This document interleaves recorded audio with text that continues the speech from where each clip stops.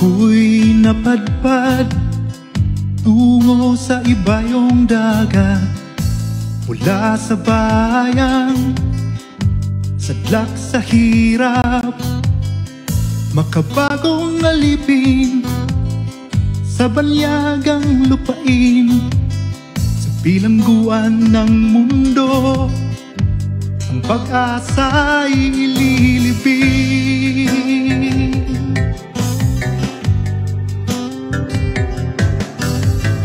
Mag-isang hinarap ang hukumang banyaga, ako'y hinatulan sa kasalanang di ko ginawa.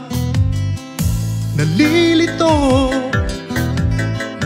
nangungulila, nasaan ang iyong pagkalinga? Sa katulad kong alinlang at pinagkaita ng katarungan, sa tulad kong ibinenta at pinagkakitaan, bagong bayaning tinagurian, ngunit iniwang parang isang basahan.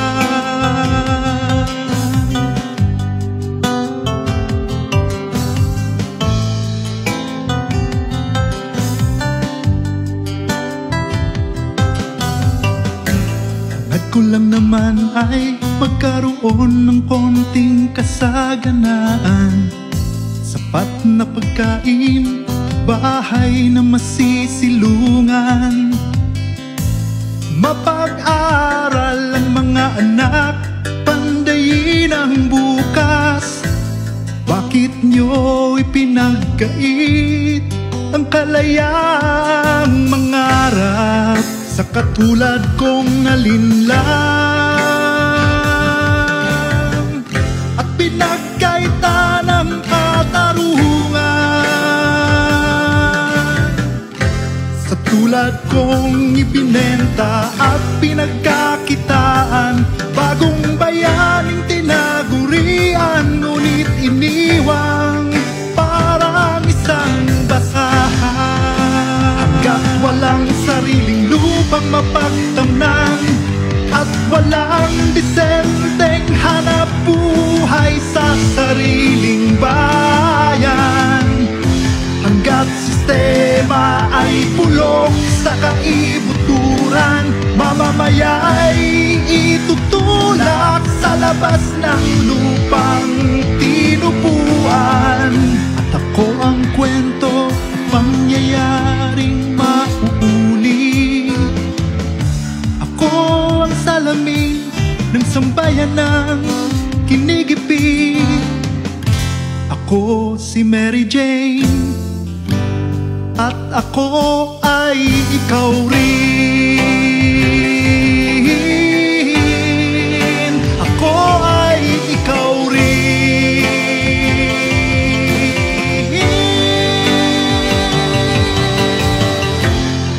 Ako'y katulad mong nalinlang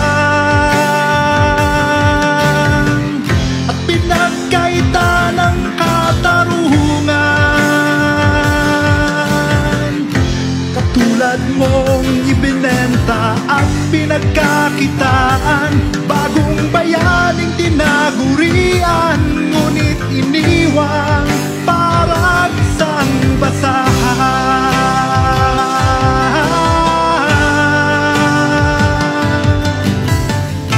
Ako si Mary Jane.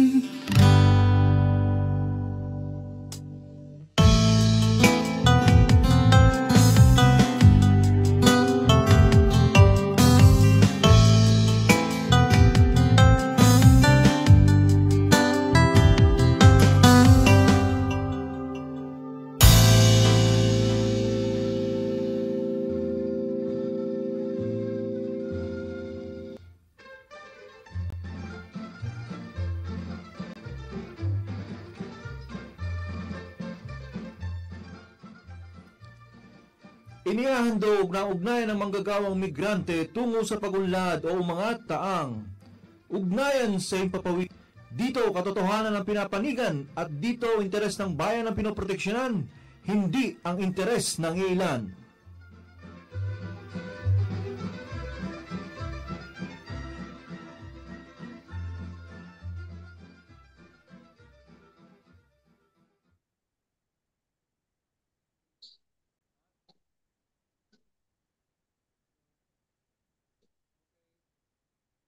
Oh, ako ba? Maligayang bati sa ating lahat. Merry Christmas, magandang gabi mula dito sa Ugnayan si Papa Wade. Ito po ang inyong makakasama sa gabi. Isa sa makakasama sa inyo sa gabing ito, si Father Aris Miranda. Updates. Ay, magandang gabi po sa inyong lahat. Bumabati po kami kaya dito. Nasa labas po kami sa sentro ng Bologna. Malamig na gabi pero nagiinit po ang aming mga puso sa mga nagbabagang issue sa ating bansa. Magandang gabi po sa lahat.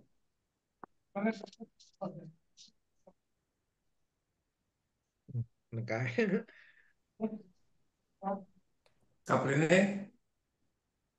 Ito naman po si Rene Valenzuela mula po sa Caserta at bumabati ng magandang gabi sa lahat ng mga tagapakinig at magandang umaga sa Pilipinas. Sana isubaybayan niyo po ang aming programa sa loob ng isang oras. Mapagpalayang umaga, tanghali, hapon at gabi. Mula po dito sa Toscana, ito po si Edwin De Jesus Reyes. Isang malamig na gabi, subalit mainit na talakayan sa Ugnayan sa Impapawid. Huwag po kayong bibitaw. Okay, so magandang gabi po sa ating lahat. Ngayon ay tulad ng dati, Huwebes na naman, ano ba pecha ngayon? 19 ng Disyembre. So 6 na tulog na lang, no? At Pasko na. So diyan lang po kayo sa tabi niyang inyong mga gadget at kasamahan kami sa loob ng isang oras sa Balitaan at Talakayan. Ito po inyong lingkod, Egay Bonzon.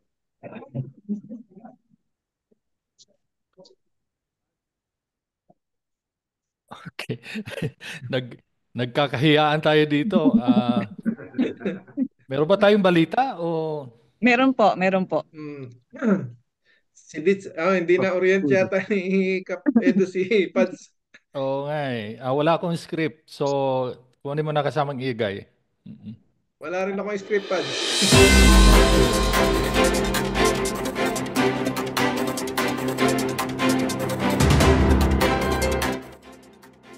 Clemency kay Pangulong Marcos.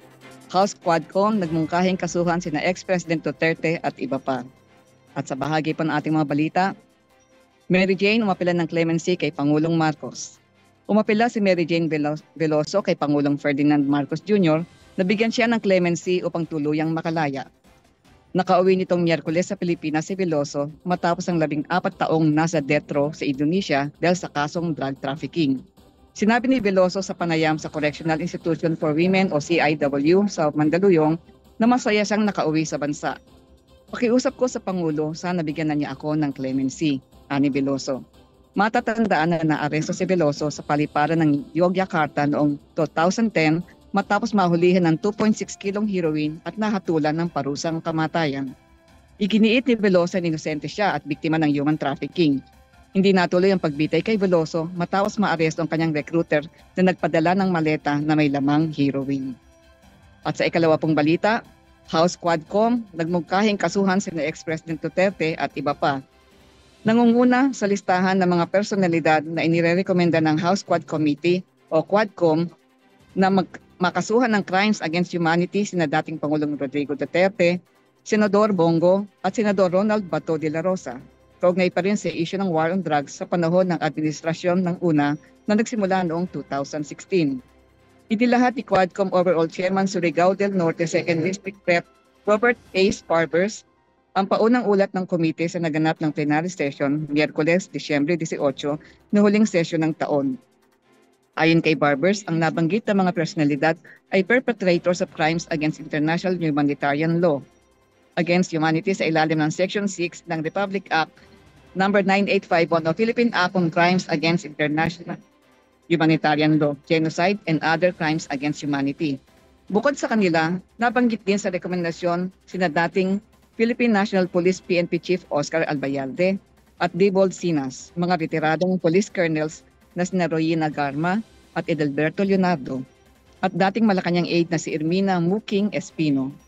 Iminungkahi rin ng komite ang pagsasagawa ng investigasyong laban kay Davao City Lone Representative Rep. Paulo Duterte na iniuugnay naman sa issue ng illegal na drug trade. Matatandaang nagkaroon ng pagdinig ang House Quadcom kaugnay sa mga isyong iniuugnay sa administrasyon ni Duterte gaya ng extrajudicial killing o EJK, money laundering, pagbebenta ng illegal na droga at mga usapin ukol sa Philippine Offshore Gaming Operators o POGO. At yan po ang ating mga balita ngayong gabi mula sa Filipino Star Ngayon at Balita National. Gandang gabi po.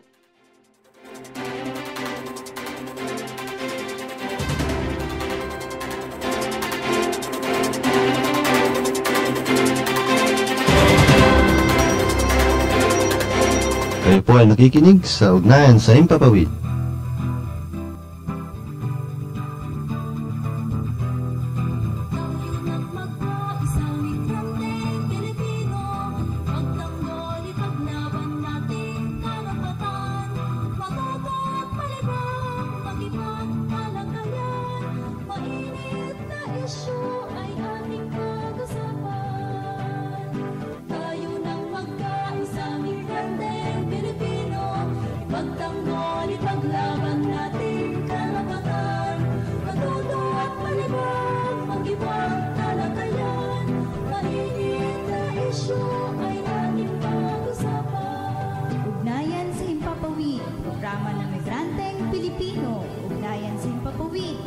Pilipinas hanggang Roma ang ating kwento.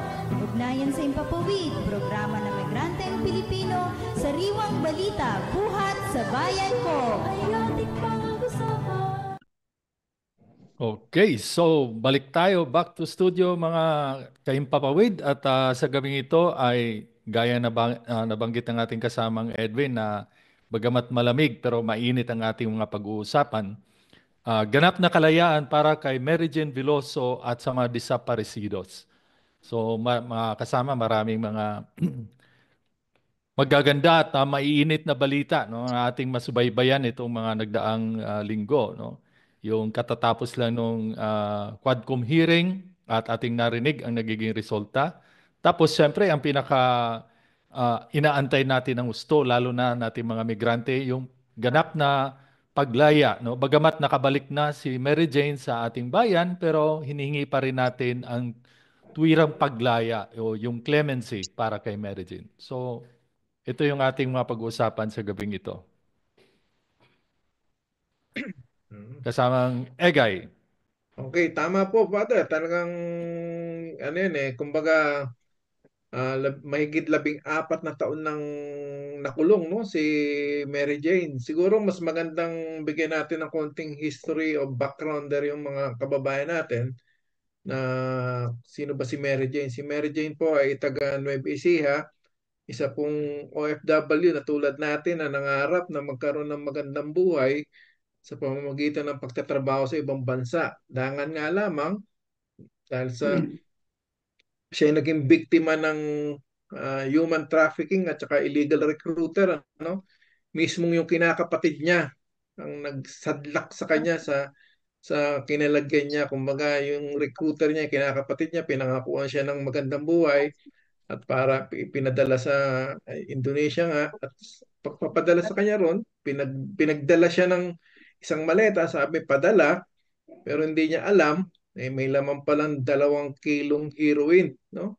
At sa Indonesia po ang pagdadala ng illegal na droga ay may parusang kamatayan. Kaya po nung 2010, no, nung mahuli siya, talaga namang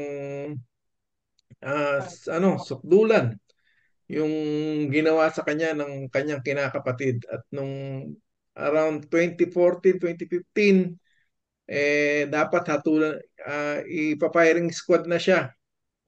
Pero ito'y napigilan, no? Napigilan to sa pag-ingay nating ng mga kapwa niya migrante, ng kapwa niya OFW. At sa panahon nga ngayon, noong 2015, panahon ni dating Pangulong Noynoy Aquino, tumugon si Noynoy sa panawagan ng taong bayan. At tinawagan niya yung foreign minister ng Indonesia At nung bibitayin na, no? At sinabi niya na gagawa nila ng paraan para mahuli yung talagang may kasalanan, yung recruiter nga. At hindi nga nagtagal, nahuli yung mga recruiter niya at nakulong. At doon na ano yung ano ni doon na nagbago yung ng ano yung panahon ni yung kapalaran ni Mary Jane, hindi natuloy ang bitay, no? At Ay, pero ganun pa. Kapegay, Ha? bago natin ipagpatuloy yung talakayan, hayaan muna nating masabi yung tema at saka yung konteksto, si Oo Kap nga. Edwin. Oo nga pala. Nadala. Nadala ka, eh. Sige, sige. Okay ka, Pedwin. Okay. Tulad po ng nabanggit natin, tayo po ay nasa ating ika-205th episode ngayong ikalabinsyam ng Disyembre. At ang tema po ng ating programa ngayong gabi, tulad na nabanggit ni Pads Aris, ay ganap na kalayaan para kay Mary Jane Veloso at sa mga desaparecidos. Ang ating konteksto, nakauwi na sa Pilipinas si Mary Jane Veloso at idiniretso sa Women's Correctional. Matapos ang mahigit 14 na taon ng pagkabilanggo sa bansang Indonesia dahil sa kasong drug trafficking, tulad na nabanggit Kapegay, siya ay nakabalik na sa sariling bansa na bunga ng practical arrangement sa pagitan ng gobyerno ng Pilipinas at Indonesia, buhat ng siya ay nasintensyahan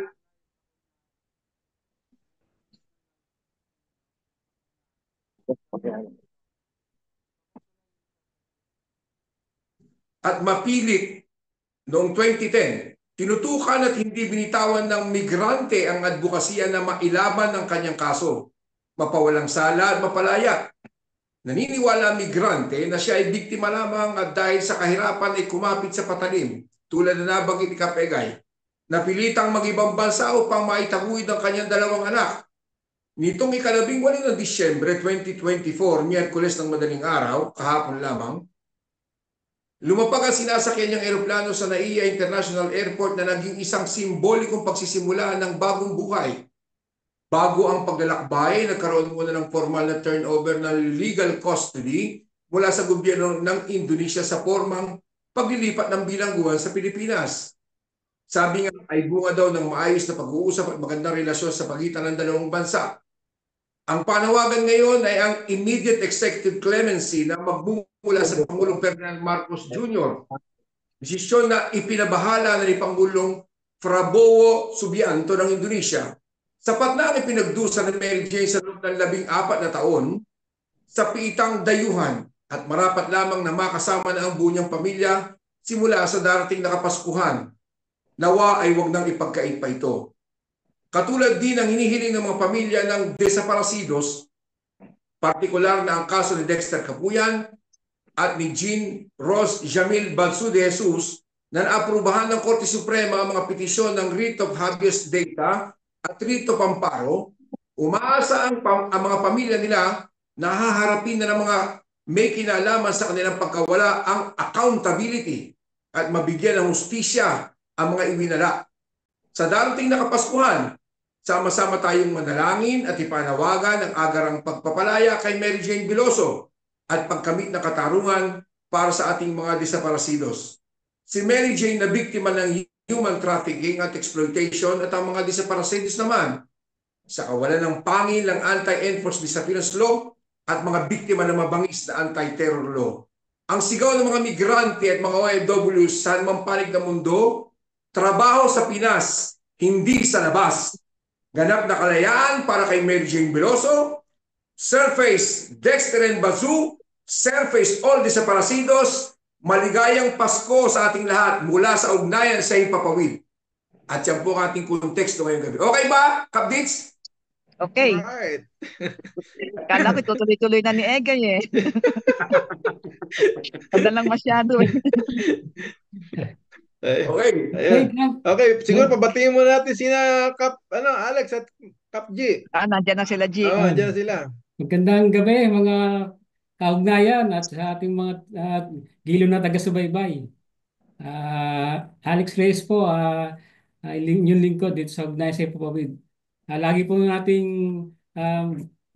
ugali makinig sa Ugnayan sa Himpapawid. Maraming salamat po. Georgie Reyes po, magandang gabi po sa ating lahat at maligayang Pasko po.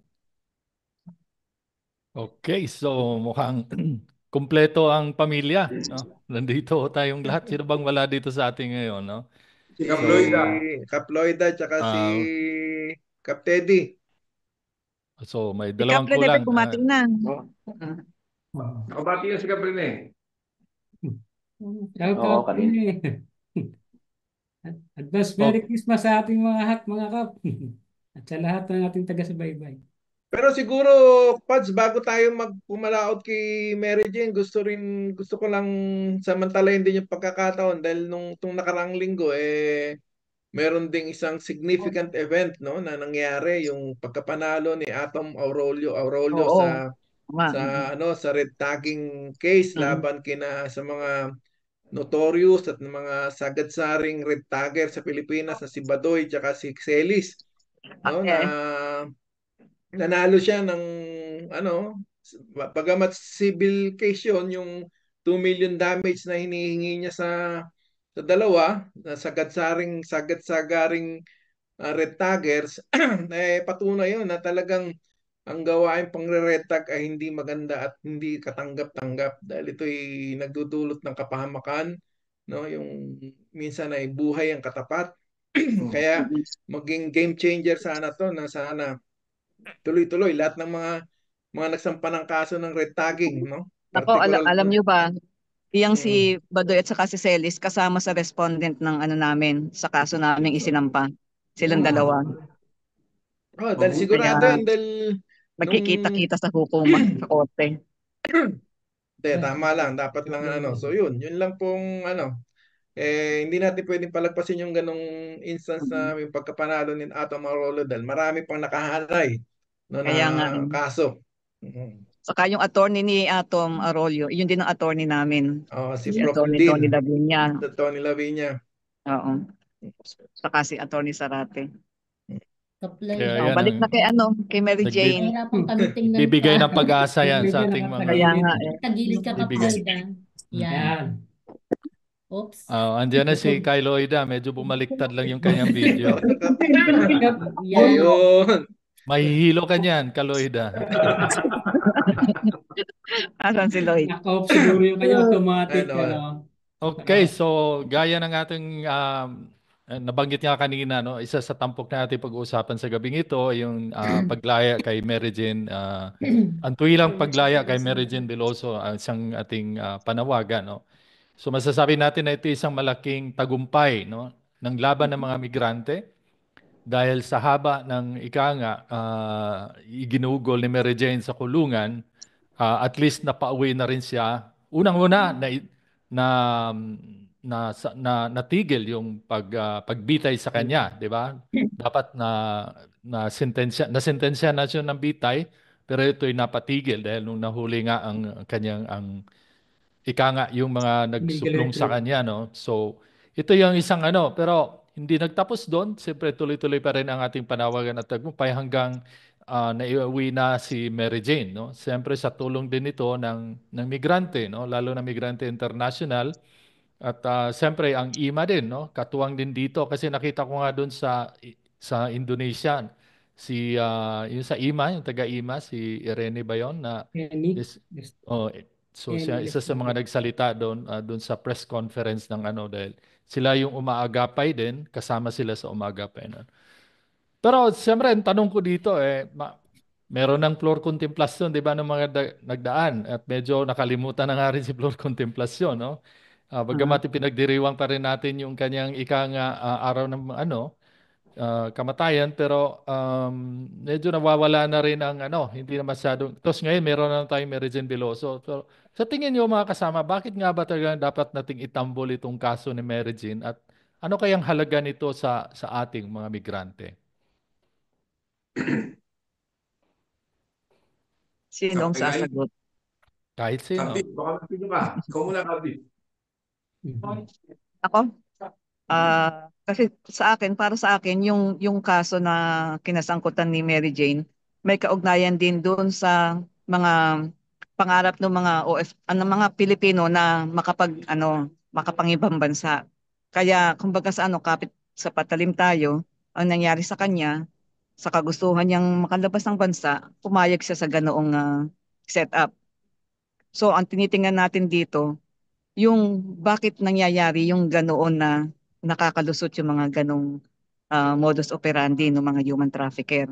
Kaya yun dapat ang pagtuunan ng pansin, yung human trafficking, exploitation at saka yung drug trafficking din. Yun ang tutukan ng gobyerno ngayon. Kumbaga si Mary Jane, naging ano siya naging kasangkapan siya para malaman natin na may ganun palang nangyayari sa ating lipunan. Yun. Kay Edwin, ano naman tingin mo doon? Ang akin po, tulad na banggit nyo kanina, yung kay Flor Contemplacion, kababayan ko yun, taga San Pablo City. Nung mangyari yun, binata pa ako. Ngayon, magpi-55 years old na ako. Mukhang walang pagbabago. Dahil hindi lang yung kaso ni Mary Jane Veloso, hindi lang naman yan marami. Marami pa tayong kababayan na kasalukuyang nakakulong. At ika nga, meron ding mga iba pa na naparusahan din ng bitay at kamatayan sa ibang bansa, lalo na sa Middle East, na tinatrabaho daw ng gobyerno. Na kung tutusin, kung sana nga totoong tinatrabaho, pero at tulad na nabanggit natin kanina sa ating topic, sa kaso ni Mary Jane Veloso, mayroong partisipasyon. Pero yung migrante, yung mga OFWs, yun yung patuloy from the very first day na nakulong si Mary Jane at the day na siya hinatulan ng kamatayan. Yung mga OFW sa tulad natin, migrante, yung patuloy at walang humpay na sumisigaw sa kalsada at saan mang panig ng mundo para sa kalayaan at mabigyan ng hustisya yung kaso ni Mary Jane. So marami pa. Tama yung topic sinabi ni Pads. Bakit nangyayari ito? Malaking tanong. Meron sagot si Kapdits. Siguro nga yung kahirapan at saka yung pangarap ng lahat ng nakararaming Pilipino na makapag-abroad, kumakapit sa patalim. Pero ano ba yung tunay na solusyon? Kung kaya sana nating himayin yan ngayong gabi, kahit papaano, merong makapagsabi. Alam naman natin ang ugat, kahirapan . Pero papaano ba ito mapipigilan kahit papaano? Kasi marami nang ginawang batas yung gobyerno. Marami nang pabagong mga patakaran. Pero patuloy pa rin ito. At yan hindi natin pwedeng ikaila. So sana, yung pagkakabite kay Flor Contemplacion at ang pagkakaroon ng kalayaan ni Mary Jane Veloso, maging eye-opener sa ating mga kababayan sa mga darating na panahon. Yun lamang muna. Karen, anong masasabi mo? Bali, sa bahagi ko naman, ang nakikita kong medyo sa mga punto de vista, ang accountability kasi, mahalaga yung accountability pagdating sa mga ganitong usapin. Dahil pwede mong sabihin, pwede mong tukuyin kung sino yung dapat may pananagutan. Unang-una, ang gobyernong, sabi nga, ang may pakana ng lahat. Ang gobyerno ang gumawa ng programa para sa isang labor export program, sinasabi. Isa yan sa sinasabi natin dahilan kung bakit gusto nating bigyan ng katarungan ang mga OFW. Dahil isang programa ng gobyerno ang pagpapalabas sa mga OFW katulad natin. Pagpapalabas dahil sa usapin ng kita, sa usapin na kumikita ang gobyerno, kumikita ang mga recruiter, kumikita ang iba't ibang sangay ng gobyerno, DFA, kung ano-ano pang mga pinagkukunan ng mga dokumento, lahat yan nakapaloob doon sa programa. Kaya malaki ang pananagutan ng gobyerno mismo pagdating doon sa sinasabi nating accountability sa mga nangyayari sa mga OFW. Hindi sapat yung sinasabi nating meron tayong DMW na Department of Migrant Workers na opisina para anong kukunin? Ang datos kung ano na mga nangyayari sa mga OFW, hanggang ganun lang naman . Ililista kung ano ang mga nangyayari, ilan ang lumabas, tapos ang kabuuan, doon pa rin lumulundo sa kung papaano kikita uli bilang pagpapalit ng passport, kung anong mga dokumento ang kailangan ng mga OFW, nandiyan ang embassy, nandiyan ang sinasabi nating sangay ng gobyerno na patuloy. Kaya ganun yung cycle Ganon yung cycle na nakikita natin na nagpapatuloy yung pagsasamantala, hindi lamang sa bahagi ng gobyerno, kundi sa lalong-lalo na sa mga employer natin, lalo na nga dyan na nabanggit na sa Middle East. Ang Middle East ang isa sa pinakamahirap. Ngayon, pagdating doon sa mga sinasabi nating ilan na ba ang pinopropaganda ng gobyerno na napalabas nila mula sa kulungan. Nag-iisa si Mary Jane Veloso, samantalang ang dami, tambak ang mga nakakulong sa iba't ibang bahagi ng mundo. Kaya ang tingin natin dito, hindi, sabi nga isang Mary Jane Veloso is not good enough. Hindi siya sapat para ipagmalaki ng gobyerno na gumawa sila ng isang bagay. Kung tutuusin pa nga kung wala ang nag-iisang sigaw ng mga OFW, ng mga kapamilya sa Pilipinas at sa ibang bahagi ng mundo na sumisigaw ng katarungan para sa mga katulad ni Mary Jane Veloso, magiging dingi ang gobyerno. Hindi pakikinggan ng gobyerno ang isang sisigaw, isa ang magsasalita, isa ang lalapit sa mga abogado o ano paman. Ito ay dahil doon sa pagkakaisa mismo, sa pagkakaisa ng mga OFW at ng kanilang pamilya. Napakahalaga nun. Kaya napipilitan ang gobyerno, ayaw man niyang gawin, na bigyan ng katarungan ang mga OFW, ibinabandera na tayo yung mga sinasabing mga bagong bayani. Bagong bayani in terms of what? Parang ano lang to sinasabi, pabalat bunga na magbigay man lang ng konsuelo kahit sa salita. Pero ano ang esensya ng sinasabi natin pagiging bagong bayani kung ang pupuntahan mo naman, ang kasasadlakan mo naman ay kapariwaraan? Ito ay napakasakit, napakalungkot. Sa bahagi ng ating organisasyon, siguro mahalaga na ito yung eye-opener sa atin na kung walang organisasyon na nagkakaisa at nagsusulong ng karapatan at kagalingan ng mga OFW, walang mangyayari sa gobyernong bingi pagdating sa mga hinaing. Kaya siguro bigyan na natin ng pansin ngayon ang kahalagahan nung pagiging organisado, yung pagiging isang boses na nagsasabi ng nagsasabi ng sinabi natin, humihingi ng katarungan, ng hustisya. Kaya ang usaping Mary Jane Veloso ay patungkol sa buong grupo o sa buong sangay ng mga OFW na kung pag-uusapan exploitation, lahat tayo mga OFW are basically exploited na mula pa lamang sa pagproseso mo ng mga dokumento para lumabas ng bansa. Sapul ka na pagsamantalahan ka na.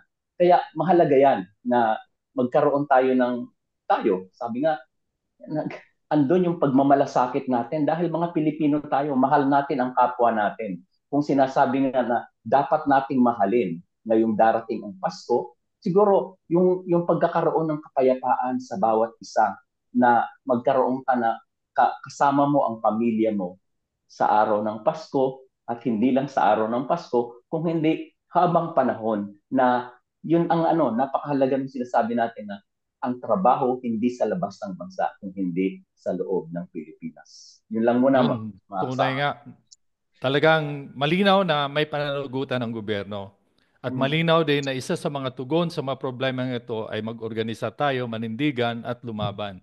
At nakita naman natin kung anong inabot ng laban na ito. So nasa kamay ng mga migrante din ang pinakarurok ng solusyon na dapat nating tahakin. Kasamang Lloyd, ano namang masasabi mo? Ako? Good evening po. Pasensya na na late. Actually, para sa akin, tayong mga OFW, tinatawag nila na hero. Pero para sa akin, leaving your families in the Philippines and working abroad is not heroin. It's survival. Need natin makasurvive sa bansang pupuntahan natin, lalo na minsan, katulad ko naka-experience ako na pumunta ako noon sa Jordan, wala akong kilala kahit isa. Pumunta ako sa Singapore, wala akong kilala, wala akong kapamilya kahit isa. Dumating ako dito sa Italy, wala rin akong kilala. Maliban lang sa mga kakamping na namimit ko noon sa Facebook against OFW against Duterte. So, may mga nakilala lang ako na mga taga rito pero hindi ko pa nami-meet sa personal. So, para sa akin, working abroad is not heroin, it's survival. Need mong makasurvive sa bansang pupuntahan mo na wala kang kilala. Hindi mo alam saan ka tatakbo. Hindi mo alam paano sumakay papuntang embassy kung sakaling may mangyari sa'yo. Hindi mo alam kung sinong lalapitan mo dahil hindi ka marunong magsalita ng lingwahe dito. So para sa akin, survival siya. Pero once na nagtagumpay tayo, nakatulong tayo sa pangangailangan ng ating pamilya, nakakontribute tayo kahit malayo tayo sa ating bansa. Siguro doon na nag-i-start na pwede akong tawagin, hero na ako bilang isang OFW. Hindi madali, hindi ganun kadali ang sitwasyon. Ang sa akin lang, dahil ang Pilipinas, ang number one na export nila is manpower. Like September last year, 2023, September, nabasa ko sa survey na mayroong estimated OFW na nasa 2.16 million. Ang mga kasama doon ang mga undocumented. So, ang trabaho ng Pilipinas, minamarket nila ang mga OFW, dapat may strong talaga sila na plataforma o bagay na pwedeng i-implement na mapoprotektahan nila ang mga Pilipino na ini-import nila. Hindi yun na dapat ang gobyerno maging mahigpit rin sila sa mga agency. Kasi binibigyan nila ng permiso ang agency na mag-market ng mga workers sa ibang bansa. Pero wala naman sila pakialam sa mga agency. Dapat ang gobyerno mismo magpapatupad man ng strict na polisiya sa mga agency. Parang agency, most of the time, minomonitor naman nila ang mga OFW na pinadala nila sa iba't ibang bansa. Lalo na particularly sa Middle East. Sa Middle East, grabe, doon mo talaga lahat ng klaseng kahirapan, lahat ng mga klaseng abuses, nandun lahat eh. Pero ang mga agency, kakalampagin na lang ng gobyerno pag may mga OFW na, katulad kay Dimapilis. Ilang buwan na yun pala na hinahanap ng pamilya. Na-find out na lang na nasa loob ng refrigerator, di ba? Naalala ninyo yun? Nasa loob na siya ng refrigerator. Saka lang kakalampagin ng gobyerno ang mga agency pag may nangyari na sa mga migrante o sa mga workers. Dapat ang gobyerno mismo talaga. Mahigpit man sila at magpatupad man sila sa patakaran na ang mga ahensya na nagsusupply ng manpower sa ibang bansa, dapat number one man nila na i-monitor kung talagang pinapalo up nila, chine-check nila ang mga binibitawan nila. Hindi na parang pera-pera lang sila, maka-exploit lang sila. Ang gobyerno naghahanap ng mga bansa na ang mga Pilipino makakuha ng mga trabaho. Wala silang maibigay ng trabaho sa Pilipinas, hinahayaan tayo na magtrabaho sa ibang bansa. Dapat, ano man sila, may mahigpit man sila na patakaran na mapoproteksyonan man nila tayo. Yan ang nakikita ko doon eh. Kasi kahit patalimbaga na tinatawag, anong gagawin mo sa Pilipinas, lalo na sa mga kababaihan, mag-apply ka domestic helper, madali kang makapasok. Yun na lang. Higit sa, well, totoo na ang pangunahing tungkulin ng gobyerno ay pangalagaan yung migrante. Pero higit sa lahat, ang pinakamabisang gawin ng gobyerno, itigil na yung labor export policy. Kasi ito yung ugat ng lahat ng mga paghihirap na to. No? So yun talagang solusyonan nila na maitigil na yung labor export policy. Kasamang Alex, sandali lang, idadagdag ko lang. Ako, Father, honestly speaking, nakakamdam ako ng hiya. Nang pumunta kami sa ibang bansa, may namit ako na Pilipino. Sabi ng alaga ko, bakit ang Philippines hindi makahabigay ng trabaho while your government cannot create jobs sa mga Filipino people? Na in fact, ang mga Filipino people, sabi nila, napaka-hardworking. Bakit sa ibang bansa, pumunta daw siya sa isang lugar na napakaliit, somewhere in Africa, may Pilipino. Why your government cannot create jobs for your countrymen? Hindi ako nakasagot. Yeah, precisely because of labor export policy. So kasamang G at Alex, ano namang masasabi niyo? Magandang gabi po. Kasi bago po, halos nasabi nila mga kasama, no, yung mga tanong doon, sagot, mga magagandang sagot doon sa katangan ni Pads. Pero bago ako gusto ko lang banggit yung karanasan ko dyan sa issue ng kay Mary Jane. Kasi nung tatanda ako noong 2015, nung malapit na sa Bitayen o Ipari Squad, nananawagan nun ng Migrante International sa lahat ng chapters. No? So, una sumagot dyan ng umangat migrante, ang ginawa niya, dito sa Roma particular, nagsagawa kami ng kilos protesta sa harap ng Indonesian Embassy. Doong ano yan, mga 1 week before, kahit wala kaming permit, nandun kami sa harap ng Indonesian Embassy, nag-ano kami doon, nanawagan kami na ipatigil yung pag-firing squad Bitay. bitay kay Mary Jane. At the same time, after nung panawagan na yun, sunod-sunod sa lahat ng community ng mga Pilipinos, umikot tayo para humingi ng suporta at ipanawagan yung kumbaga manalangin. Hanggang sa sumabot pa nga tayo sa Vatican, nag-ano kami roon, nag-candlelighting sa harap ng Vatican kahit bawal din doon maglaglad ng mga ano, pero nakalusot din tayo na at marami tayong kababayan nakiisa na sumuporta. Kahit yung mga bikers, kahit yung mga Filipino communities na nakaisa sila. At yun nga, in-expect natin isang araw na lang ano. Yun, so, lahat natuwa kami nung nabalitaan na hindi natuloy yung fire squad kay Merge. Kaya tuwan-tuwa ang lahat ng komunidad noon dito. So yun lang experience namin at isa yung mga migrante na sabi ko na kumilos para talaga sumuporta at tumugon sa panawagan na i-save Mary Jane Veloso. So yung sa ilan namang mga naging pag-uusap pa, dagdag ko lang siguro, yun nga, yung pagiging OFW natin, yung magiging mambayan, talagang ano siya, sapilitan ang ating may tuturing kasi nga kung meron tayong maayos na hanap buhay na may maayos din na sahod at benepisyo, bakit pa tayo alis sa ating bansa? 'Di ba? Iiwanan ba natin yung sa karanasan namin, iniwan namin ang aming mga anak, ang aming mga magulang, ang mga kapatid. So, bakit talaga ayaw naman natin gawin. Kaya lang, yun nga, yun ang problema sa ating bansa dahil nga ang ating ang ating bansa ay hindi industrialisado at punong-puno ng korupsyon, hindi nakalikha ng maayos na trabaho at ang nangyari ay di napipilitan kang maghanap na ang mga oportunidad ng mga Pilipino sa labas ng bansa para matugunan ang pangailangan ng pamilya. Kasi kagaya namin nung nagsara ng mga pabrika na pinapasukan namin, over age na kami, hindi na kami basta tanggapin sa mga trabaho. At least dito sa ibang bansa, pwede ka pa tanggapin. So yun yung siya nating nakikita, dapat talaga pagtuunan, total, andiyan dyan yung ating yung ating yaman ng bansa eh. Hindi lang tayo ang naglilinang. Siguro panahon na kaya mapahalaga yung ating makapaghalal tayo ng mga makabayang mga politiko talaga na totoong mag sasagawa ng mga programa, proyekto na para talaga sa ikaunlad ng mga mamayan yung hindi pang sariling interes lang ang gagawin. Diyan, maging matalino tayo talaga dahil nabanggit nga ng mga kasama na ang tagal na ng panahon, no? Na nagpalit-palit na yung mga namumuno sa bansa pero ito pa rin, patuloy pa rin lumalabas tayo. So yun lang po. Maraming salamat. Si Jeff, meron kang idagdag?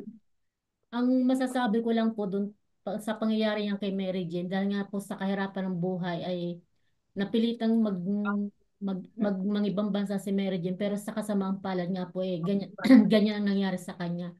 Pero ang sana lang po ay magkaroon ng trabaho mismo sa ating bansa, sa Pilipinas, para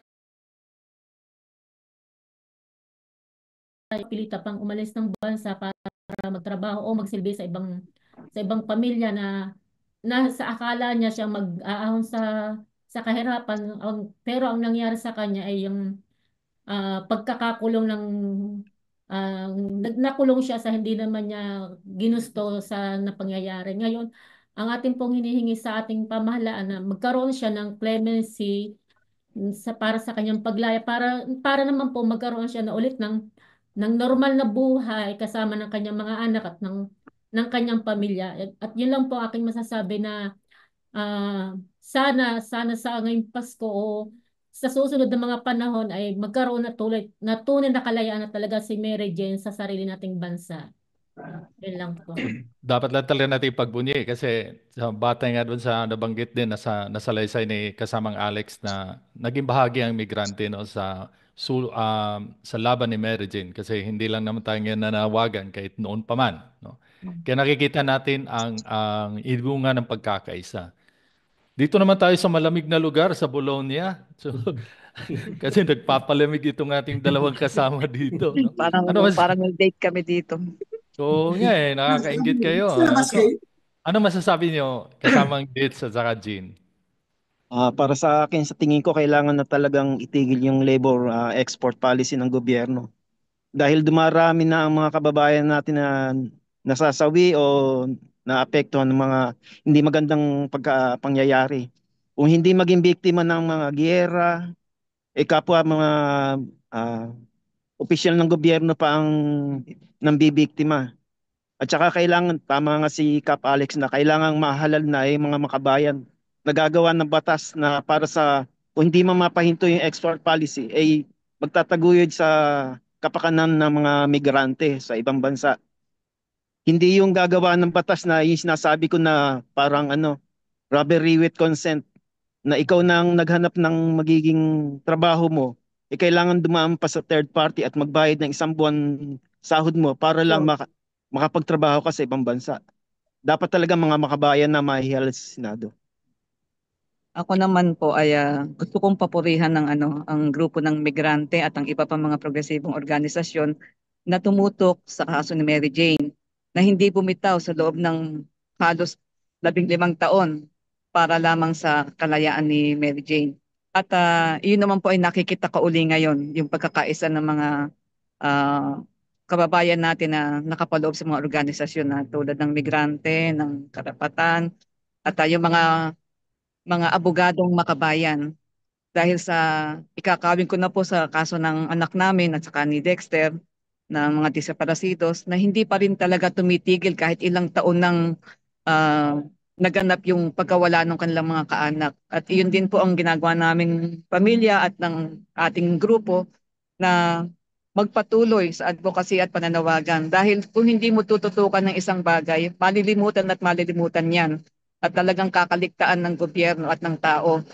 At sino lang pa magpapatuloy kundi tayo pa rin na talagang naniniwala na mayroon pa rin hustisya. Ano man ang mangyari sa lipunan, kailangan makamit natin ang hustisya. Saludo tayo mga kahimpapawid dito sa mag-asawang Jean at Ditz, kasi sa gitna ng kanilang hinaharap na malaking problema ay kasama pa rin natin sila sa ating panindigan upang ipagpatuloy ang laban ng mga migrante. So yan ang isang patunay, no, na ito'y hindi lamang laban ng isa kundi laban nating lahat at dapat tayo sama-sama at magkakaisa. So saludo sa inyo mag-asawa at siyempre andun yung aming suporta sa inyo.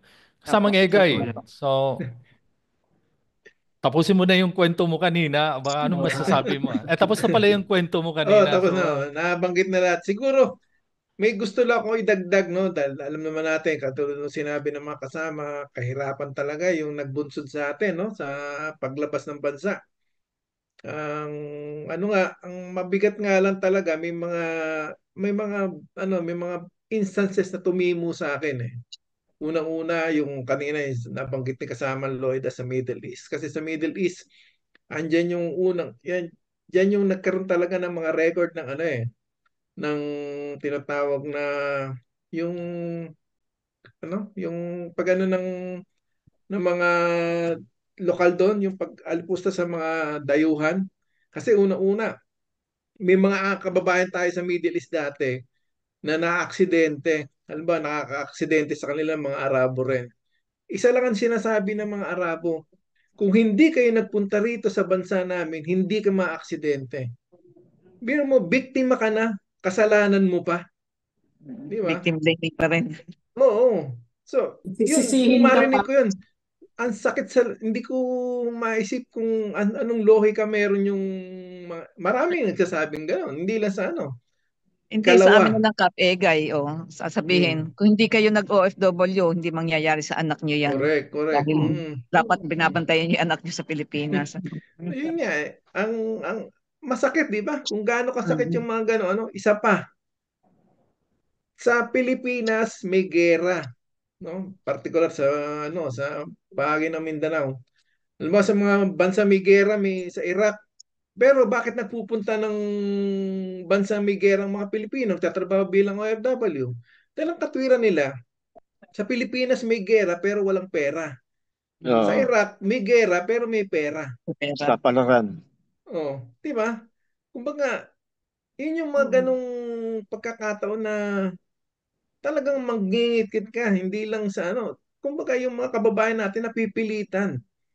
Katulad ng sinabi mo, Pads, talagang gobyerno talaga yung ano natin, no? Kasi kung merong maayos na trabaho at programa sa Pilipinas, imbes na yung mga kinukurap nila, binubulsa nila, nilalagay nila sa social services, sa paggawa ng industriya, no? Sa Na AKAP. magkikreate ng ano, hindi yung AKAP, AX, 4 Oo. piece, no?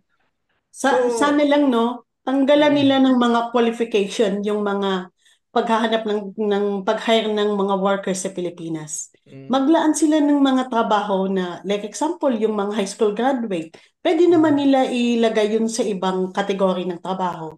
Yung na mm, mga nakagraduate ng college, di ilagay naman nila sa ibang level. Tapos mm, tanggalan niyo yung may mga with pleasing personality pa sila na mm. hinahanap. Yun Siyempre, nga, kung hindi man pleasing ang personality mo, mahiya ka man magsabit ng application. Uy, kaya mga nga qualification nila, natatawa nga sobra-sobra ako, ba? hindi, natatawa nga ako dun sa ano sa Facebook Only in the Philippines. Ito, tulad ng sinabi ni kasama Lloyd, maghanap ka ng trabaho, kailangan ng college graduate with Experience. pleasing personality, Mm. with 3 years experience. Paano ka magkaka-experience kung di ka tapos ang sweldo mo 600 pesos. So, kumbaga, napaka ano, no? Kumbaga, ang punot dulo nga talagang ano, yung kahirapan pa rin, no? Paano nga makapag-graduate ng college ang budget nga sa edukasyon ay tinapyasan pa eh. O Precisely. yung bilyon-bilyon na ginastos lang sa loob ng isang linggo. So ito Mm, yung hitsura ng Pilipinas na talagang mm, hindi siya tapat doon sa kanyang pagiging Pilipinas na dapat ang pinangalagaan niya siyempre tayo mm, mga Pilipino, no? Kasi mm. ilan lang yung nagpapasasa. So ito yung malinaw na nangyari sa ating bansa na wala talagang katarungang umiiral.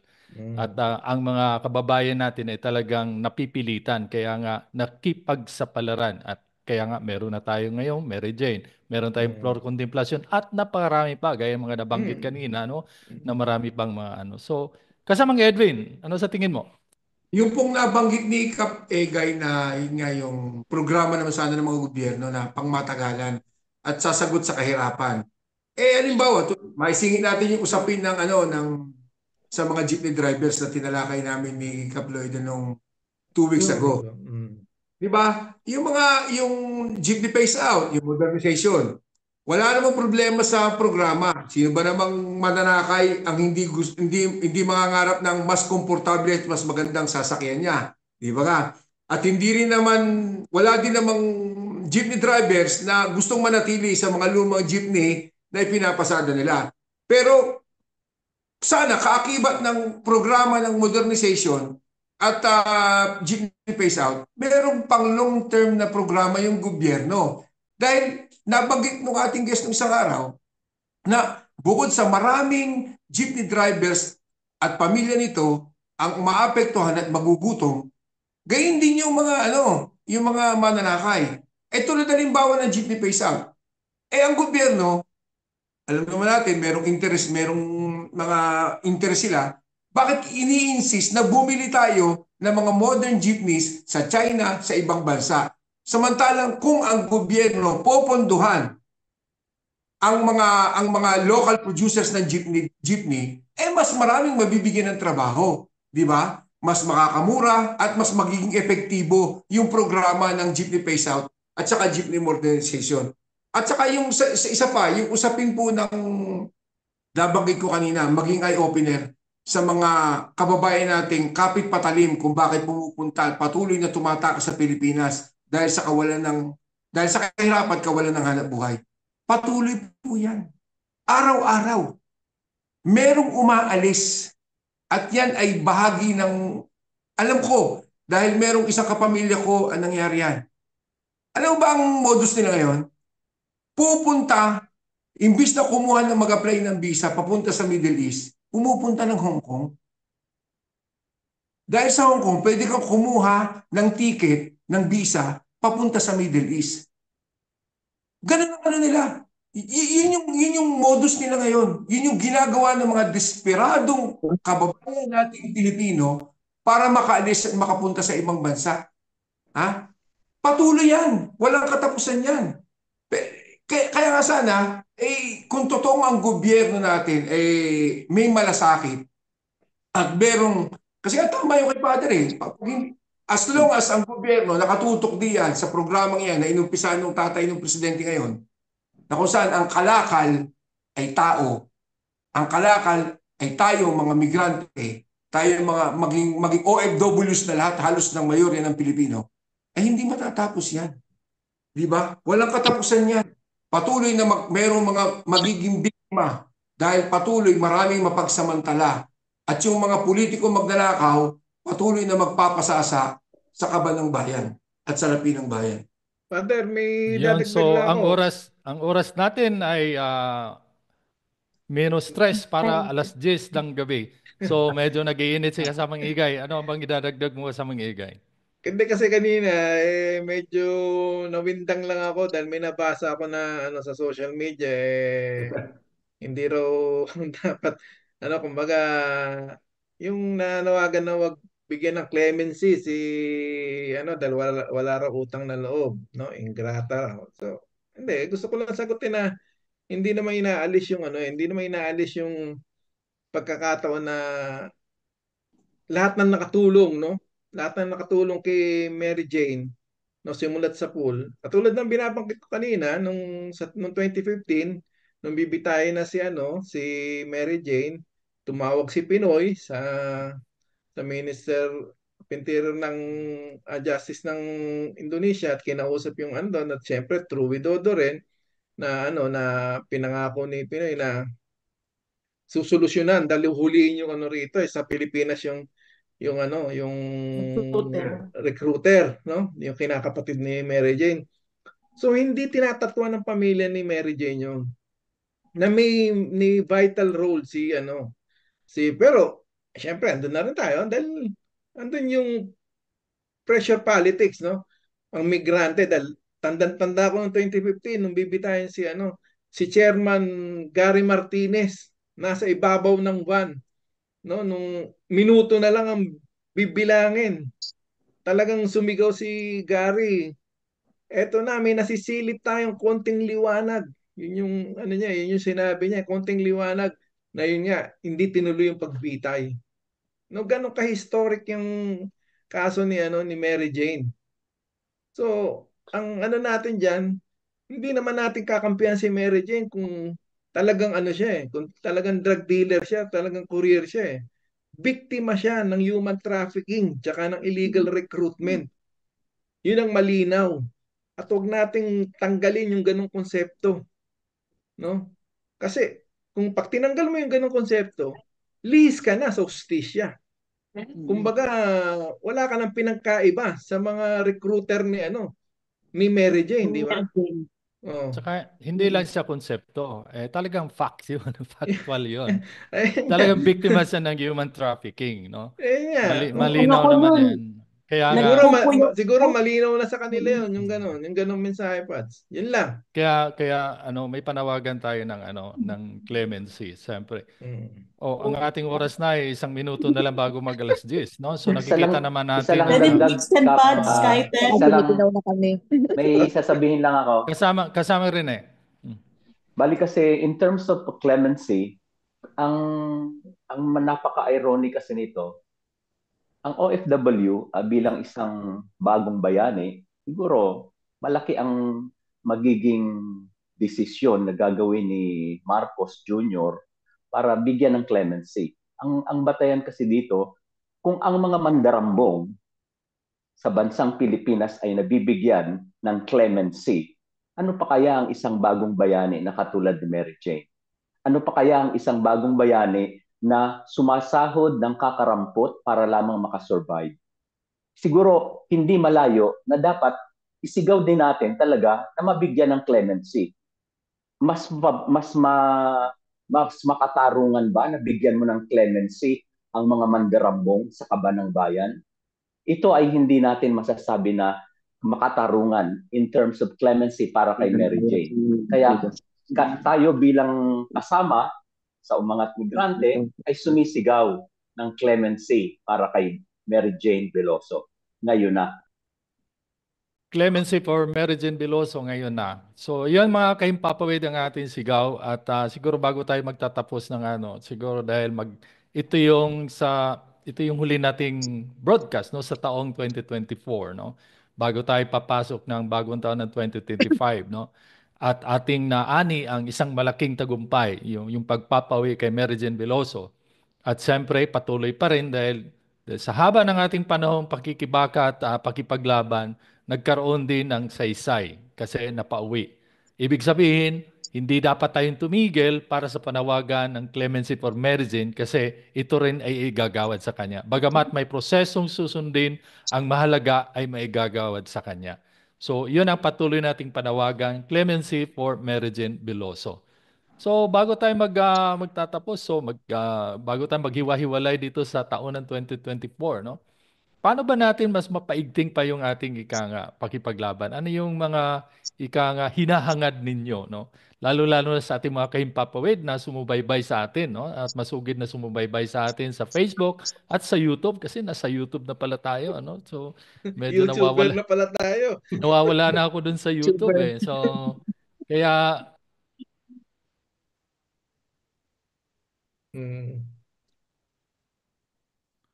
yon, siyempre, siyempre hindi mawala sa ating pakipaglaban yan, yung mga DISAP. So, sana ay bago pa magtapos ang 2024 ay mailabas nyo na, lalo-lalo na si Baso, si Dexter, at napakarami pang mga na nawawala no, sa ating Iregalo na lang nila sa mga magulang, no? Iregalo na lang ninyo sa mga magulang. Ilabas na lang ninyo. Yun na lang sana. Yan lang ang hinihingi namin sa lahat ng mga nawawala. Ibalik na lang ninyo, iregalo na lang nila dahil magki-Christmas. Yan lang ang hinihingi namin. Okay, so bago tayo magbukas, ikot mo na. So kasama Jay at Alex, paano natin, ano masasabi nyo para sa 2025? Paano natin mahikayat ang ating mga kahimpapawid na makiisa sa atin? At bakit? Okay, maraming salamat. Siyempre, mahikayat pa rin natin sila. Ang kailangan natin yung mga valuable, mga mahalagang impormasyon, no? Kaya siguro sunod, dapat talaga imbitahan natin dito sa ating programa yung mga lalo na yung mga guest natin na maraming kaalaman para sa para makakatulong sa mamayang Pilipino. Kagaya nung nasimulan natin itong 2024, marami tayong mga naging guest speaker na nagbubukas ng kamalayan para sa atin at sa mga kababayan, taga-subaybay na may pag-asa pa sa ating bansa. Huwag tayo mawawala ng pag-asa. Yun yung sila nagbibigay ngayon ng mga kanilang adhikain, ng mga kanilang programa na makakatulong sa ating mga mahihirap. So, yun, isa sa nakikita ko, dapat patuloy natin gawin yun. At bahagi natin, siyempre, dapat tuloy-tuloy pa natin yung kampanya itong ating radyo sa depaw nating kababayan. At kung kakayahin pa natin, makapag-ano pa tayo ng iba pang mga platforms para may bahagi sa ating kung kumbaga pasa-pasa sa ating mga ka-social network na maipahagi itong ating palatuntunan sa iba pang bahagi ng mundo.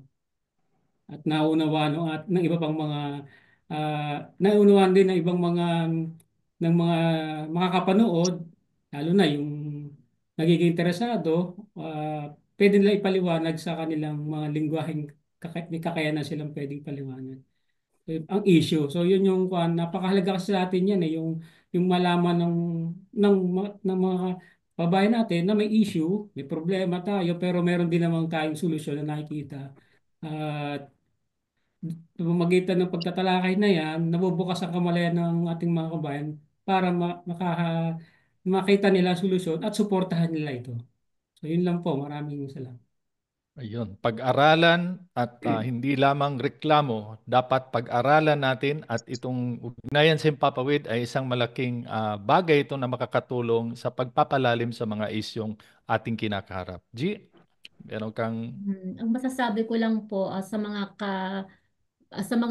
taga-subaybay ng ugnayan sa Himpapawid, patuloy lang po kayong manood, makinig at subaybayan ang ugnayan sa Himpapawid dahil dito lang po sa nag-iisang istasyon ng ugnayan sa Himpapawid, dito lang po natin maririnig at masasaksihan ang mga totoo at tunay na nangyayari sa ating Pilipinas, bagamat may mga sari-saring mga nag-aano sa ating mga organisasyon, pero hindi po tayo tumitigil ang organisasyon ng Ugnayan Himpapawid, ang mga migrante at saka po ang Gabriela na sa pagpapaabot ng mga tunay na issue at tunay na nangyayari sa ating bansang Pilipinas. Yun lang po. Maraming salamat. Edwin. Maidugsong ko lang po muna dun sa isyong inungkat kanina ni Kapegay. Yung tungkol dun sa credit at saka merit kung tungkol sa paglaya ni Mary Jane Biloso. Tama. Unang-una, tayo bilang mga migrante at saka samahan ng mga OFWs, ang unang-unang sumigaw ang nakipaglaban ng walang tulugan. Simula nung 2010 hanggang sa oras ng siya kanyang paglaya, tayo yung patuloy na sumisigaw para sa kanyang kalayaan at justisya. Binibigyan din natin ng merit yung mga nakaraang gobyerno. Yung gobyerno ni Pinoy na talagang naging masigasig para tugisin yung recruiter at ito naging dahilan para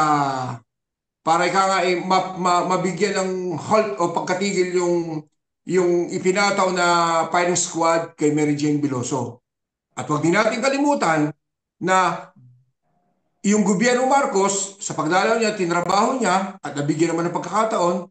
At huwag din natin kalimutan na yung gobyerno Duterte ay walang ginawa. Na yung gobyerno Duterte binigyan pa niya ng go signal. Go signal yung gobyerno ng Indonesia na bitayin si Mary Jane Biloso. Yun yung malinaw. Yun yung malinaw. Para at least alam ng ating mga kababayan tagapakinig na si Duterte walang ginawa. At sinabi pa niyang, go ahead, bitayin nyo. Diba? Ngayon po, yung issue naman ang tinatalakay natin, yung kahirapan nga ang ugat kung bakit maraming Mary Jane Biloso na patuloy at araw-araw na nagiging biktima para lamang makatakas ng kahirapan sa ating bansa.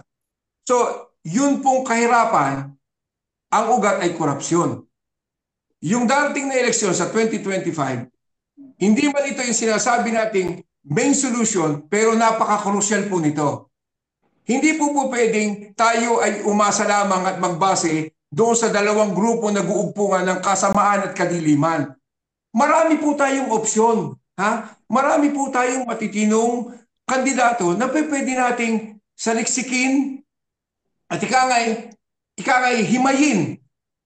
Hindi lamang yung dalawang grupo na nag-aaway ngayon sa social media at nag-aagawan dahil lamang sa kanilang mga personal na interes ang ating pagpipilian. Dito po sa Ugnayan sa Himpapawid, pinipilit namin, ginagawa namin lahat ng pamamaraan na kung saan maihatag sa inyo isa-isa yung mga kandidatong alam naman namin at alam naman na nakararami na ito yung mga kandidato na talagang sa napakahabang panahon ay lumalabang para sa interes ng mga ordinaryong mamamayang Pilipino. Ito po yung nire-representa yung lahat ng sektor ng mga mamamayang Pilipino, trabahador, saka lahat na, may hirap, lahat na. Huwag tayong umasad lamang doon sa mga nakikita nating mga pinag-uusapan tinatalakay sa YouTube at sa mainstream media. Saligsigin natin sapagkat kung sa 2025, hindi man natin maibigay yung 12 matinong hinahangad natin, makabawas man lamang tayo dun sa kasamaan at kadiliman na pwedeng manalo sa 2025, isa na itong maganda at panibagong hakbangin para sa pagbabagong hinahangad natin para sa darating na panahon, mabawasan ang mga susunod pang Mary Jane Biloso. At higit sa lahat, mabawasan yung mga desaparecidos na biktima ng Estado. So, tulad po ng sigaw natin kanina sa ating konteksto, ulitin ko trabaho sa Pinas, hindi sa labas. Ganap na kalayaan para kay Mary Jane Biloso at para sa kasamang Jean at kasamang Ditz at saka sa marami pang biktima na pamilya ng desaparecidos Surface Dexter and Batsu, surface all desaparecidos. Yun po lamang. Kasamang Dits at saka Jean.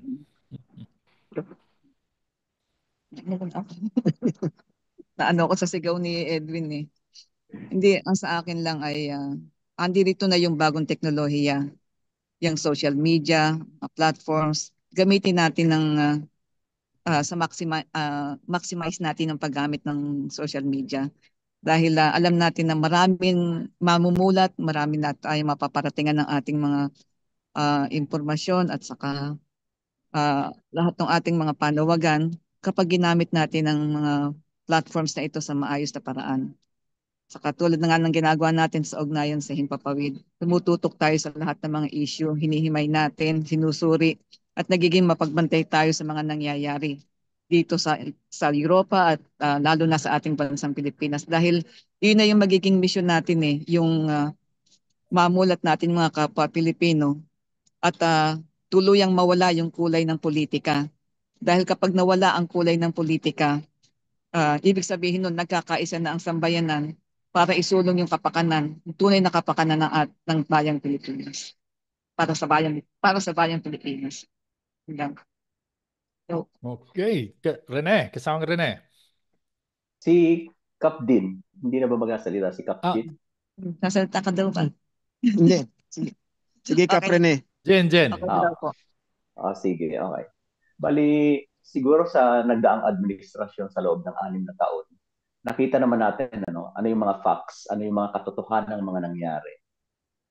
Binaboy ng gobyernong Duterte ang bansang Pilipinas, ang buong gobyerno. Kumbaga sa talagang sinagad-sagad ang pambababoy, ang lahat ng klase ng sabi nga hindi na mailarawan sa salita kung paano binalahura ng nagdaang administrasyon ang gobyerno.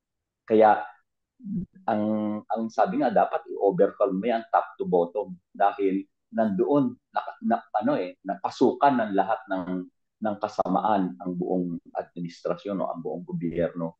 Kaya siguro maging eye-opener sa ating lahat, sa lalong-lalo na sa mga OFW, na ang katotohanan ng kahirapan ay nandiyan at nagpapatuloy.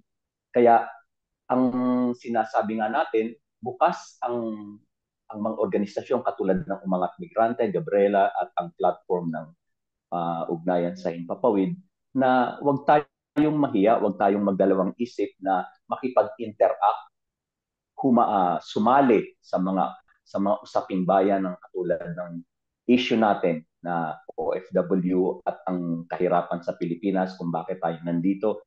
Siguro ito yung magiging ito yung magiging motibasyon para makilahok. Mahalaga na nakikilahok tayo lalong-lalo na sa darating na eleksyon at itong mga pangyayari kay Mary Jane ay kabahagi tayo. Lahat kahit na gaano kaliit ang mga nangyayari ay meron tayong kaugnayan. Dahil ang lahat ng bagay ay magkakaugnay. Hindi yan po pwedeng maghiwalay. Mag-usapin man yan ng politika, usapin man yan ng ekonomiya o kultura, lahat yan magkakaugnay. Kaya merong dahilan kung bakit tayo dapat makialam. At yung pagkakaroon natin ng pakikialam, iyon yung sinasabi natin nagmamalasakit tayo sa isa't isa dahil tayong lahat ay magkakapatid. Kaya ang usapin dito sa nagdaang buong 6 na taon ng gobyerno ng Duterte, talagang nalugmok ng husto. Inabot na ng pandemya, inabot pa ng katakot-takot na nakaw sa kaban ng bayan at hanggang ngayon hindi maipaliwanag. Kaya dito natin makikita, ano ba ang tunay na issue na dapat natin tignan? Accountability ay napakahalaga. Napakahalaga na merong dapat managot. Kaya kung sino man ang dapat managot, hindi mo dapat yan ipinaglalaban o hindi mo dapat yan ipinagtatanggol. Dahil yan mismo ang naglugmok sa ating bansa doon sa masang Pilipino kung bakit natin nararanasan ang mga ganitong pangyayari.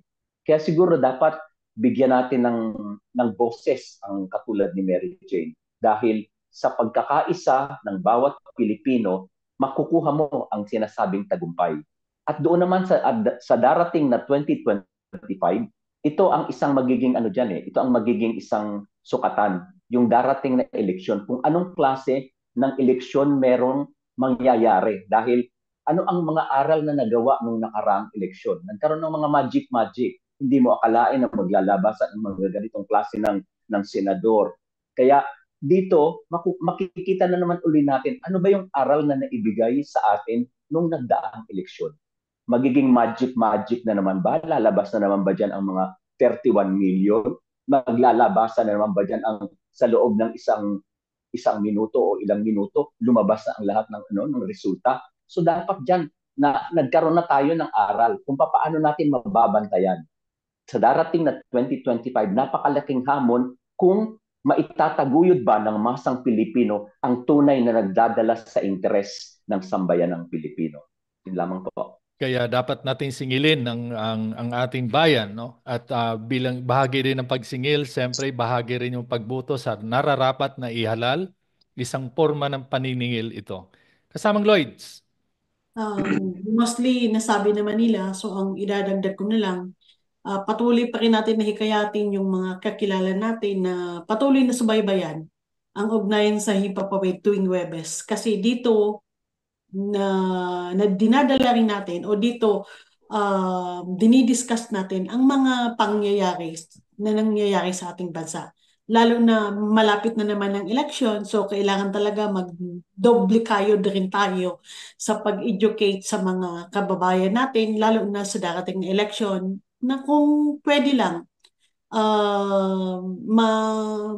mangyari ulit na ma-implement natin ang yung tinatawag na People's Movement for Electoral Reform para naman hindi na tayo mabigo sa darating na election. Gamitin natin ang ugnayan sa Himpapawid na maging platform, maging boses para sa pagpili ng tamang kandidato. Kasi dito tayo laging nabibigo eh.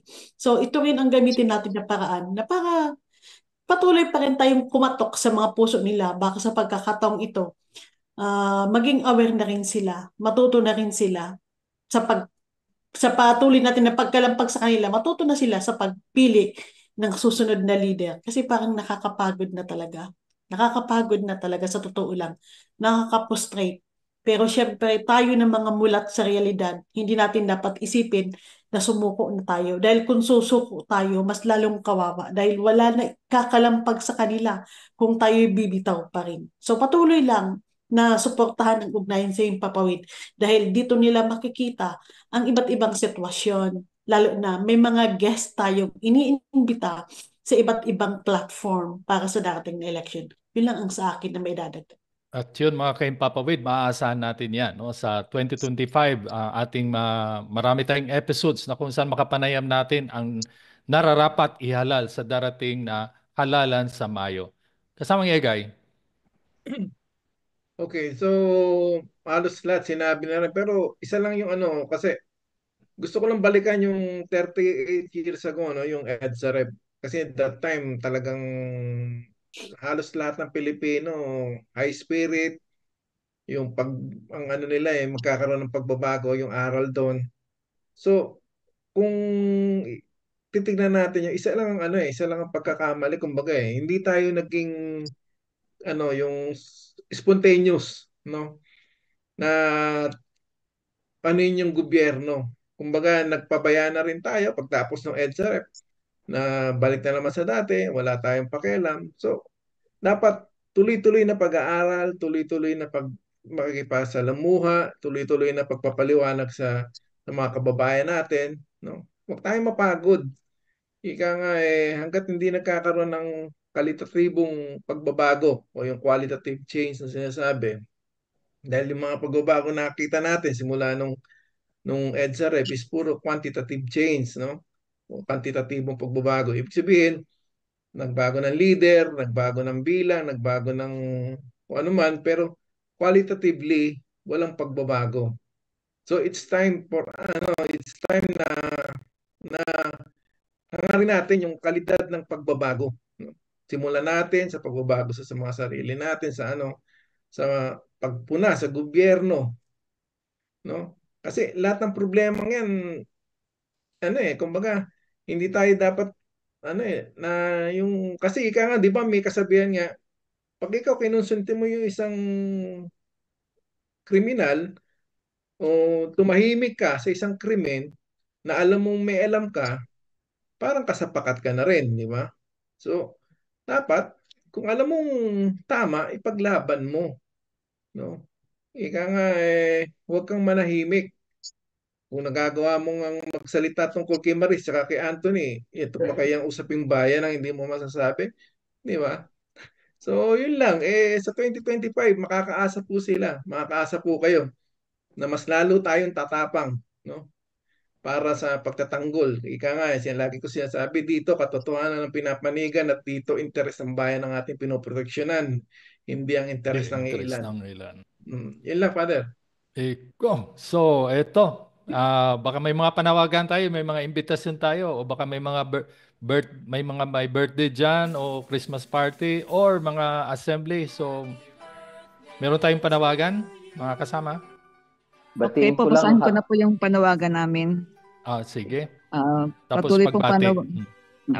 patuloy pong panawagan para sa pagpapalitaw sa aming anak na si Baso de Jesus at kay Dexter Kapuyan, pati na iba pang desaparecidos na ngayon ay may bilang na 14 po kasi meron nga pong naiglitaw sa ilalim ng gobyernong Marcos Duterte.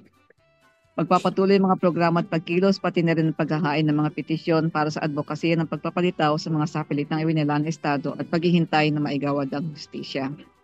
At yun po, lagi subaybayan na ugnayan sa himpapawid ng Radyo Roma tuwing Huwebes alas 9 hanggang alas 10 ng gabi at sa Pilipinas po ay alas 4 hanggang alas 5 ng madaling araw. So, meron tayong mga babatiin? Batiin ko na din yung aking... Ayun, mauna po si Captain. Batiin ko na din yung pamangkin ko mag-birthday sa December 24. Happy birthday, Claire. Anong day? December 24. Oh, ka-birthday ko. Advance happy birthday. Magpakain ka, Kaploida. Talagang papapansit Doon tayo sa bahay ni Nakaloida. So lahat ng mga telecaster, imbitado lahat sa bahay nila. Advance happy birthday, Kaploida. Kasamang dates, meron kang Okay, happy birthday po sa aming apo na si Knight na hindi ko nabati nung nakaraang 13. Ang nanay ko po sa langit nung 16 at saka happy anniversary po sa aming anak na si Heidi at saka si Jansen. At saka sa kapatid ko si Architect Dong at saka si Ian. At happy anniversary din po sa Filipino Women's League ngayong buwang ito.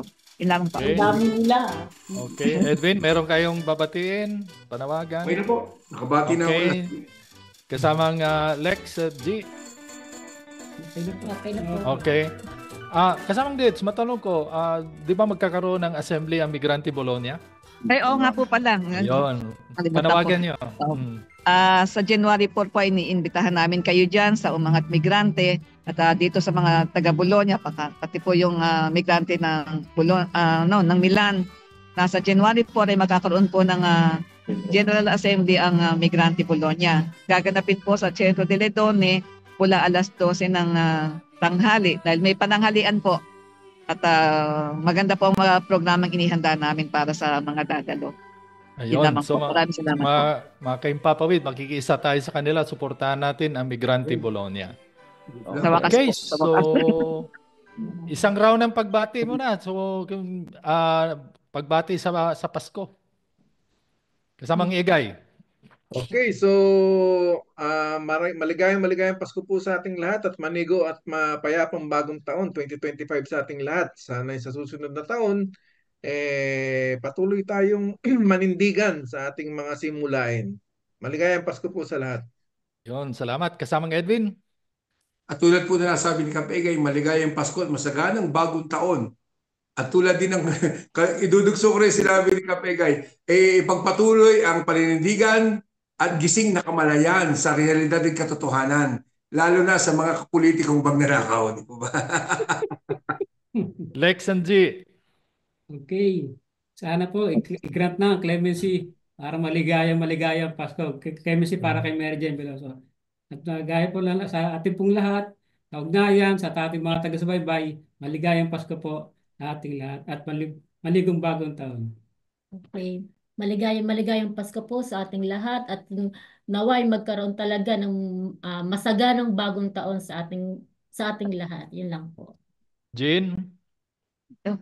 Maligayang Pasko po sa atin lahat at sana sa susunod na taon 2025 maging mapayapa at masagana ating bagong taon. Salamat po. Okay, Maligayang Vince. Pasko po sa ating lahat at maligong bagong taon at magpatuloy po tayo sa pagmumulat, sa pananawagan, sa ating advokasya at sa pakikibaka. Yun lamang po at God bless po sa ating lahat. Kasama Rene. Katarungang Pasko at mapayapang bagong taon. Kasamang Lloyds. Merry Christmas and Happy New Year. And happy birthday. And happy birthday. Advance Ano happy lang, birthday. thank you. Ano lang, sulong lang, patuloy lang. Dahil Okay. kailangan talaga tayo ng At mula naman sa likod, sa ating tech, baka gusto kang bumati. Kapedo. Kasamang Edu. Erban Edu. Merry Christmas.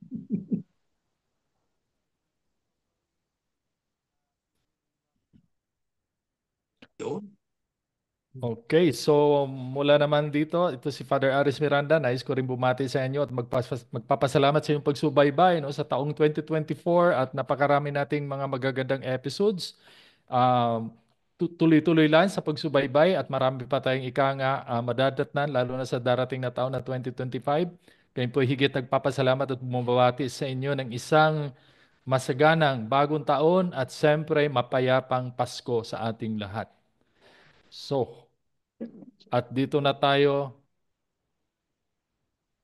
At tayo ay magbabalik sa ating broadcast ay sa January 9. Tama ho ba ako? Okay.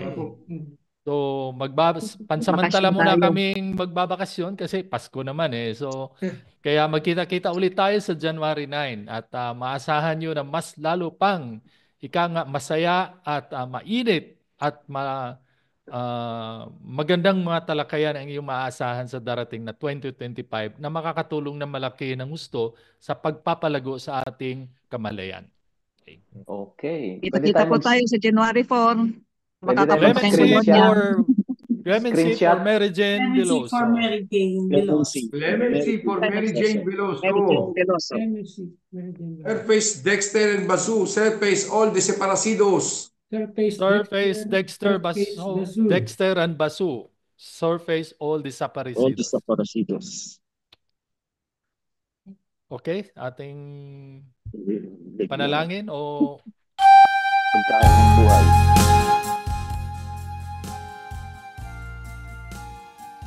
Pagkain ng buhay mula sa banal na aklat ng mga Hebreo, Kapitulo 4, versikulo 12.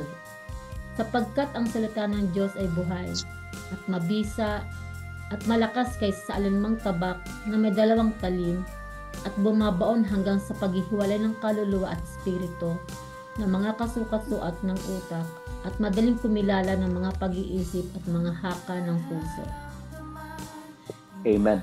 At dito po nagwawakas ang ating ugnayan sa Himpapawid at tumpak na oras as alas 10:28 ng gabi. Okay. Merry Christmas po sa ating lahat. Merry Christmas! Ingat po kayo lahat. Aguri po sa lahat. Aguri! Bagong taon. Lloyda, happy birthday! Happy birthday! Huwag niyong kalimutan. Pansin.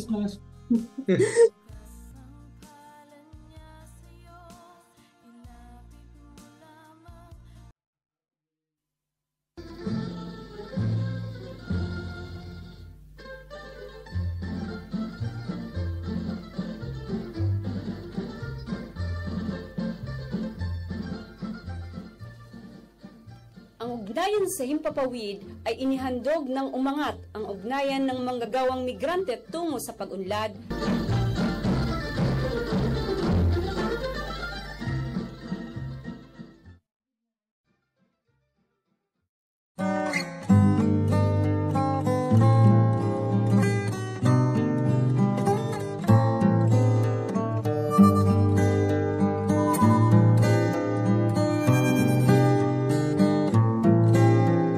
Daloy ng oras ay di mapating.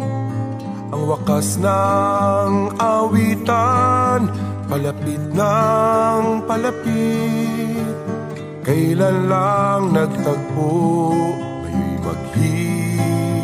maghihiwalay.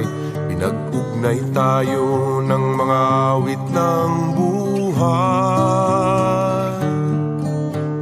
babaunin ko ang iyong mga ngiti at ang mga kwento ng puso't maghihimagsik.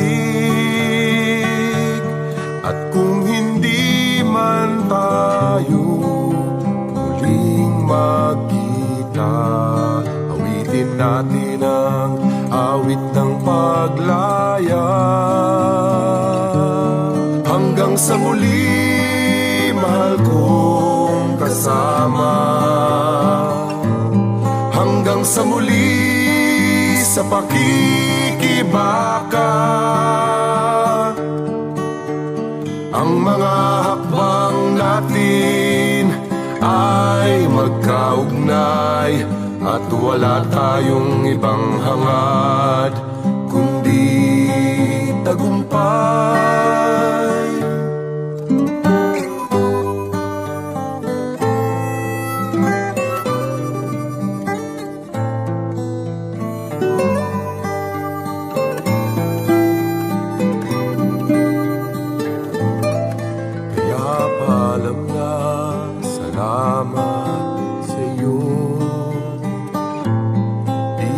Malilimot ang mga araw na ito. Isang kabanata sa buhay, mga sandaling makulay ang mabuhay sa pag-ibig mo.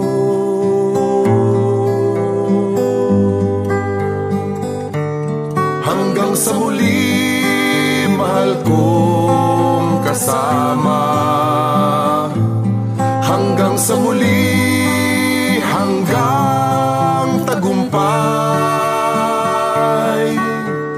Ang mga hakbang natin ay magkaugnay. Pinag-ugnay tayo ng mga kwento ng buhay. Kaya paalam na, salamat sa'yo. Di ko malilimot ang mga araw na ito. Isang kabanata sa buhay, mga sandaling makulay ang mabuhay sa pag-ibig mo.